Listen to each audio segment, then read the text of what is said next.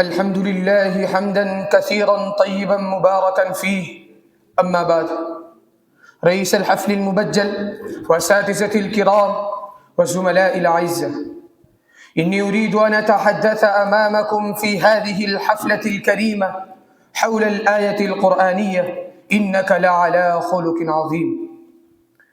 يا سادتي وزملائي، حينما نطالع السيرة النبوية ونتعمق في عمقها وكنهها، فنجد أن هذه السيرة سيرة كاملة، سيرة شاملة، سيرة باهرة، سيرة عطرة نيرة، سيرة تهوى إليها القلوب، سيرة تشتاق إليها النفوس. إنها تتنزه عن العيوب والنقائص، تتنزه عن الرذائل والخسائس، إنها تتطهر عن كل شائبة من شوائب الخساسة، شائبة من شوائب الظلم والجور، شائبة من شوائب المنكر والفحشاء. قال الشاعر: خلقت مبرأ من كل عيب، خلقت مبرأ من كل عيب، كأنك قد خلقت كما تشاء.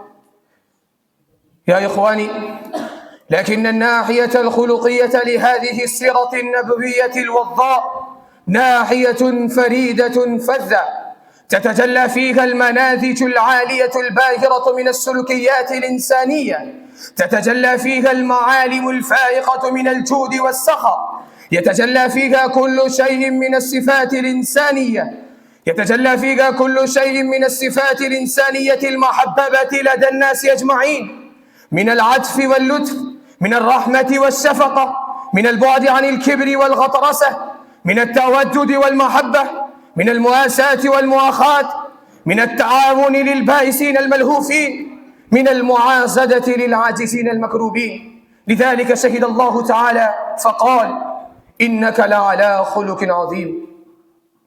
يا إخواني البررة، إن نبينا الأمي الكريم تحمل المصائب العظيمة والفتن الهالكة.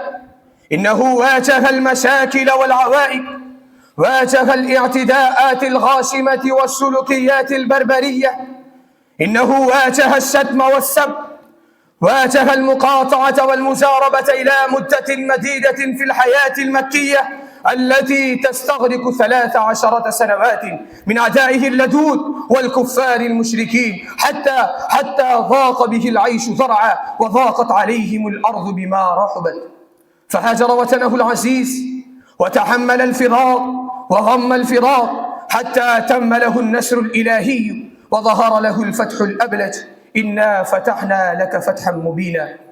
وتخضع له الجزيرة العربية كلها، وتطاوع له المجتمع الجاهلي طوعا وكرها، فكان في وسعه وقدرته أن ينتقم من الأعداء ويقتلهم ويعذبهم ويتخذ الاعتداءات الجائرة ويقضي عليهم قضاء حتميا. يا إخواني، لكنه لم يسلك مسلك الحكام الظالمين، لم يسلك مسلك الطغاة المتجبرين الذين يتولون الحكومات فيبيدون المخالفين إبادة غاشمة فينتقمون أشد الانتقام.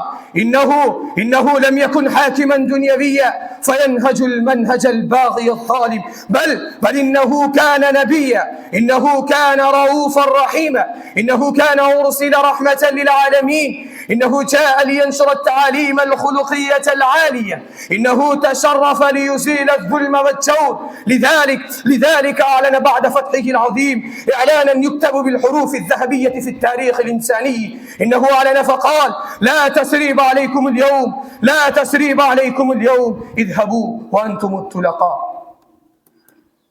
يا إخواني، هذا هو النبي الأمي الذي بعث بدين الإسلام، فكيف هذا الدين المبين يكون دين عنف وشدة، يكون شدة وغلظة، يكون قتل وإرهاب، دينا يحث صاحبه على نشر الخوف ونقض الأمن؟